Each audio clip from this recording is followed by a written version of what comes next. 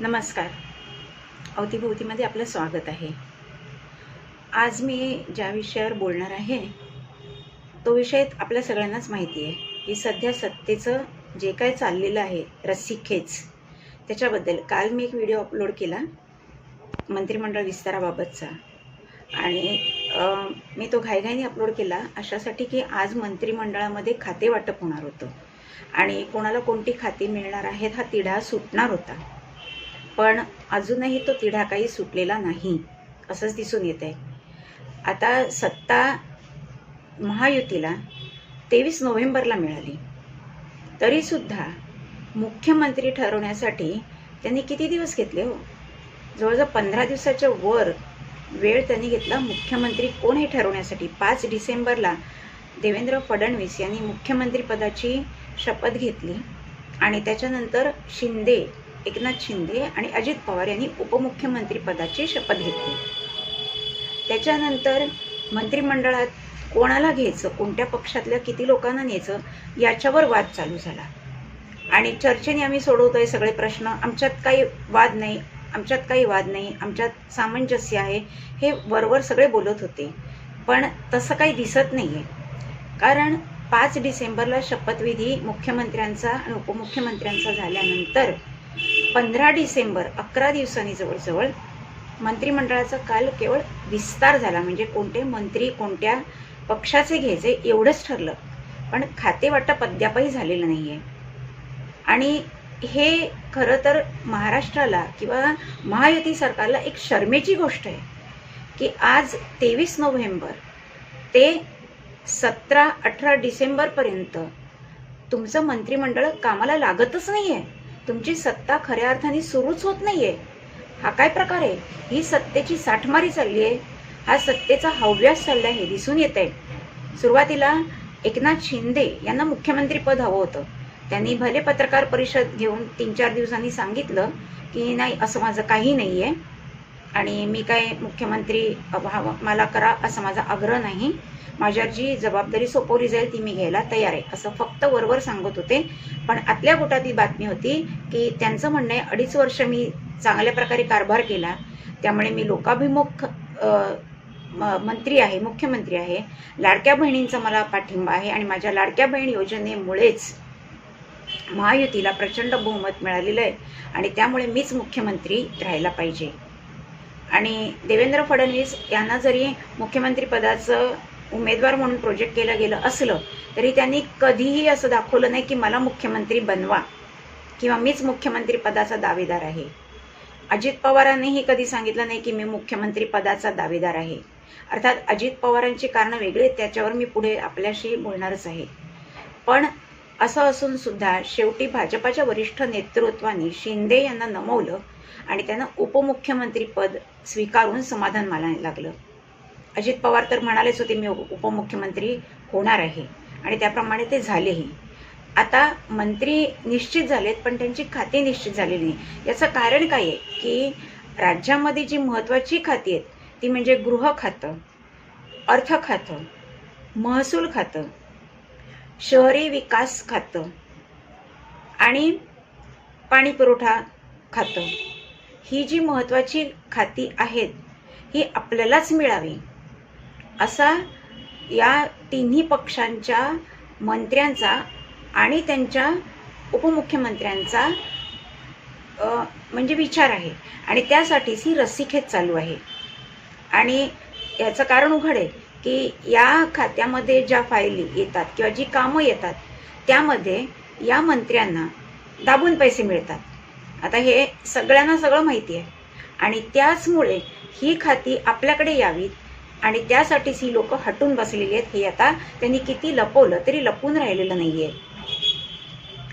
आता ही सत्तेची साठमारी जर अशीच चालू राहिली तर तुम्ही लोकांपुढे कसला आदर्श ठेवणार आहात?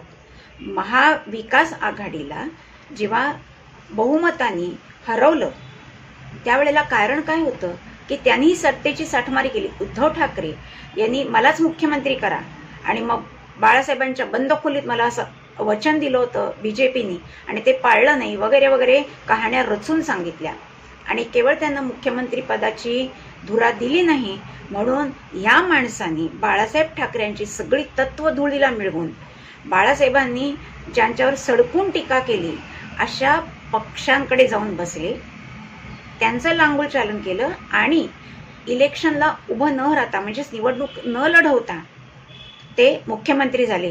त्यांच्या मुलाला त्यांनी मंत्रिपद दिलं आणि त्यानंतर जेव्हा जनतेला कळलं की उद्धव ठाकरे हे बाळासाहेबांचे वारस असले, त्यांचे पुत्र असले, बायोलॉजिकल चाइल्ड असले, तरीसुद्धा आज बाळासाहेबांचं हिंदुत्व किंवा बाळासाहेबांची जी विचारधारा होती लोकांच्या बद्दल, जनसामान्यांचे प्रश्न तडीस नेण्यासाठी, म्हणून ती या माणसामध्ये राहिली नाही.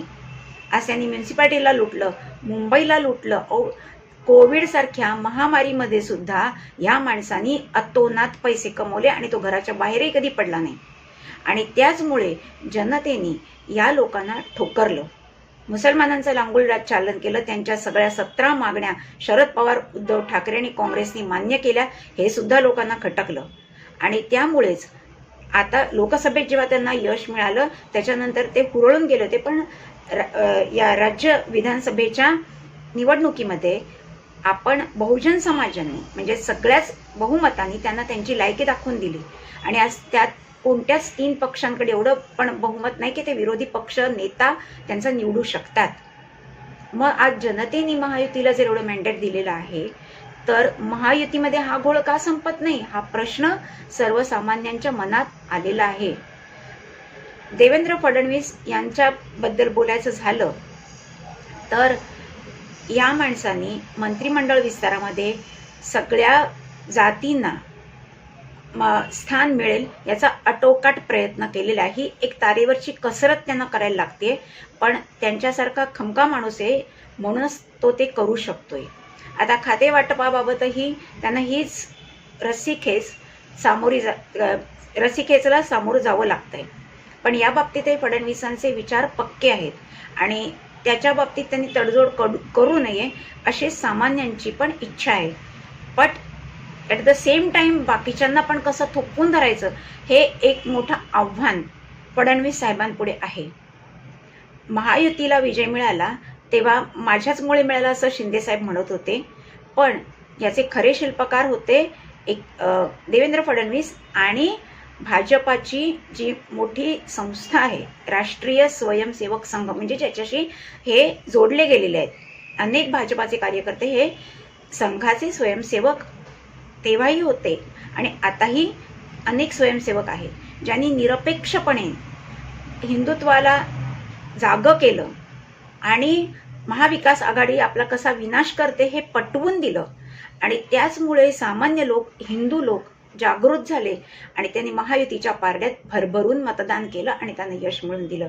पण आज एकही संघाचा कार्यकर्ता, सरसंघचालक कुठेही आपल्याला मुलाखती देताना दिसत नाही की आम्ही जनजागृती केली, आम्ही खालच्या पातळीपर्यंत पोचलो, आम्ही छोट्या छोट्या बैठका घेतल्या, लोकांना पटवून दिलं आणि आमच्याचमुळे महायुतीला विजय मिळाला असं कुठच्याही संघाच्या स्वयंसेवकांनी, कार्यकर्त्यांनी म्हटलेलं आपल्याला दिसत नाही.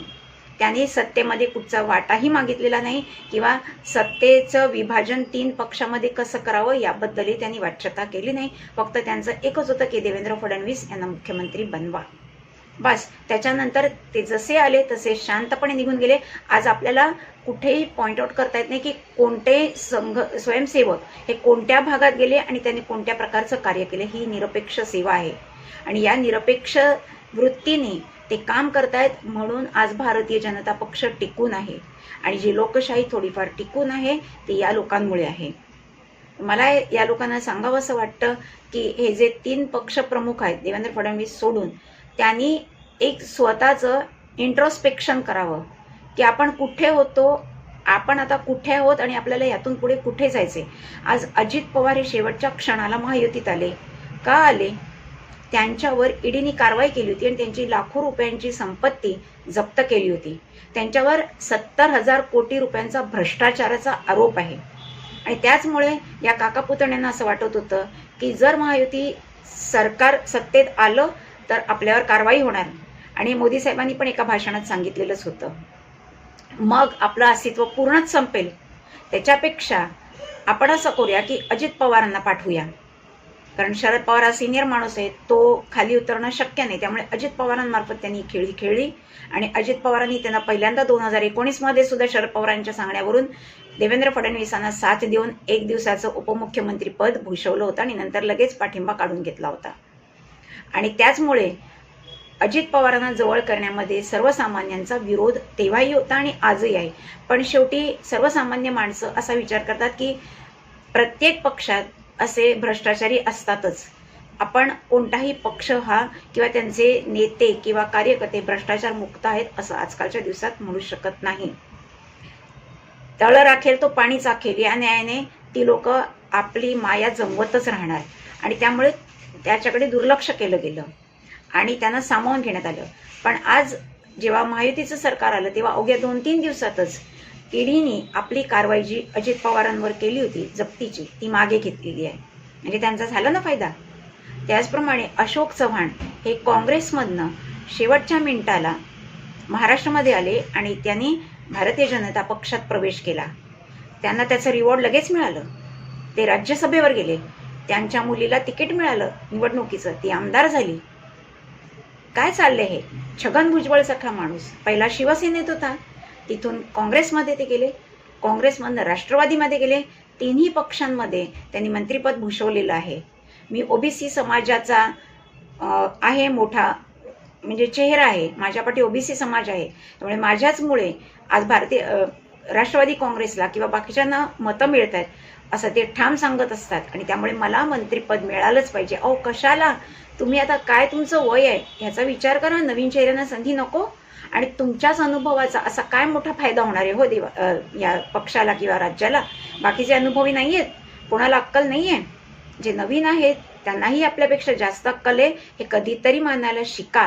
आणि असेही अनेक नेते आहेत, आमदार आहेत जे अनेक टर्म जिंकून आलेले आहेत सलगपणे, पण त्यांना अद्यापही मंत्रिपद मिळालेलं नाही. तरीही ते निष्ठेने पक्षासाठी काम करत राहिले आणि त्याचं रिवॉर्ड आता त्यांना मिळालं आहे. तर तुमच्या पोटात का दुखतं? काय त्या सगळ्या जागा तुमच्यासाठी राखीव आहेत? अजून आता एक जागा जी मंत्रिमंडळात भरायची राहिली आहे त्याच्याबाबत असं बोललं जातंय की कदाचित जयंत पाटलांना बोलवतील आणि त्यांना ती जागा दिली जाईल. ह्यालाही सामान्यांचा विरोध आहे. का जयंत पाटलांना बोलायचं? ते आहेत कोणत्या भारतीय जनता पक्षाचे कार्यकर्ते, त्यांनी काही केलेलं आहे, त्यांचा अनुभव आहे, ते मोठ्या पक्षातून आपल्यात येत आहेत, हा आपल्यासाठी एक ऑनर आहे म्हणून त्याचं त्यांना रिवॉर्ड द्या, ही अत्यंत चुकीची वृत्ती आहे. त्याच्यापेक्षा जे निष्ठावान कार्यकर्ते आहेत, जे निष्ठावान आमदार आहेत, ज्यांना मंत्रिपद मिळालेलं नाही तरी सुद्धा ज्यांनी बंड केलेलं नाही, नाराजीचा सूर लावलेला नाही, कुठच्या सोशल मीडियामध्ये काहीही मुलाखती दिलेल्या नाहीत, अशांची कदर करा हो. अशांना तुम्ही ते पद द्या. आज काही एक धनगर समाजाचे नेते आहेत पडवळ, त्यांना मंत्रिपद द्या असं म्हटलं जातंय. त्यांनाही दिलं तरी चालेल. किंवा एक दुसरे मंत्री आहेत, दुसरे एक आमदार आहेत, ते पण धनगर समाजाचेच आहेत, त्यांना तुम्ही मंत्रिपद द्या तरी सुद्धा चालू शकेल. पण आज धनगर समाजाचा मंत्री जर बनला नाही तर येत्या निवडणुकीत धनगर समाज महायुतीला मतदान करणार नाही, ही कुठची भाषा आहे? म्हणजे तुम्हाला सत्ता नुसती नकोय, लोकांचं कल्याण तुम्हाला नकोय, तुम्हाला स्वतःचं कल्याण हवंय. स्वतःच्या 7 पिढ्या बसून खाण्या इतकी माया तुम्हाला कमवायची आहे आणि त्यासाठीच ही सगळी भांडणं आणि रस्सीखेच चाललेली आहे. फक्त लोकांपुढे तुम्ही बोलता, प्रेस पुढे बोलता, नाही आम्ही सामोपचाराने प्रश्न सोडवतोय. आम्ही सामोपचार, कसला सामोपचार आहे? हा जो तमाशा मांडलेला आहे तुम्ही सत्तेचा आणि साठमारीचा, त्याच्या हे सगळ्यांना समजून दिसतंय, सगळ्यांना समजतंय. आपल्या मराठीत एक म्हण आहे जी मला फारशी पटत नाही तरीही बोलते की सरशी तिथे पारशी. आता ह्याच्यात पारशी समाजाची थोडी बदनामी आहे, पण अशी म्हण आहे म्हणून मी बोलते की जिथे ज्या लोकांचं पारडं जड असतं तिथे हे लोक पहिले धावतात. आज याच न्यायाने हे जे दिग्गज नेते आहेत सो-कॉल्ड या तिन्ही पक्षातले, हे पारडं जिथे जड होतं त्या त्या पक्षात तेव्हा गेले आणि जेव्हा त्यांना कळलं की आता ह्या पक्षात राहून आपल्याला पुढे फ्युचर नाही, त्यावेळेला ते अशा पक्षांमध्ये आले की जिथे त्यांना मंत्रिपद मिळेल किंवा पैसे खाण्याचे मार्ग त्यांना मिळतील. हे मी अतिशय स्पष्ट बोलतेय. पण हे सगळ्यांनाच माहीत आहे, अगदी लहान पोरांना सुद्धा माहिती आहे की एकेका फाईलवर सही करायला काय काय द्यायला लागतं. पण मला अजूनही हे कळत नाही की यांचे भाव ठरवतो कोण, यांना पैसे पोचतात कसे, यांच्याकडे एवढी संपत्ती जमा होते कशी, एका मुलाखतीत देवेंद्र फडणवीस यांनी सांगितलेलं आहे की काही जे नेते आहेत त्यांना सत्ता अशासाठी हवी असते की त्यांचे धंदे त्या सत्तेच्या जोरावर चालू असतात. जर त्यांच्या हातात सत्ता आली नाही, मंत्रिपद मिळालं नाही तर त्यांचे धंदे चालू शकत नाहीत. पण माझा कुठचाच धंदा नाही आहे, त्यामुळे जेव्हा मला लोक नाकारतील किंवा माझा पक्ष सांगेल त्यावेळेला मी आरामात घरी बसीन. मला माझी चिंता नाही, कारण माझा कुठचा धंदाच नाही. आणि हे खरं आहे, हा एकच मुख्यमंत्री असा आहे ज्याची शिक्षण संस्था नाही, ज्याचे साखर कारखाने नाहीत, ज्याचे कुठच्याही अंडरवर्ल्ड डॉनबरोबर संबंध नाही, एवढा क्लीन चारित्र्याचा नेता आपल्याला मुख्यमंत्री म्हणून मिळालेला आहे.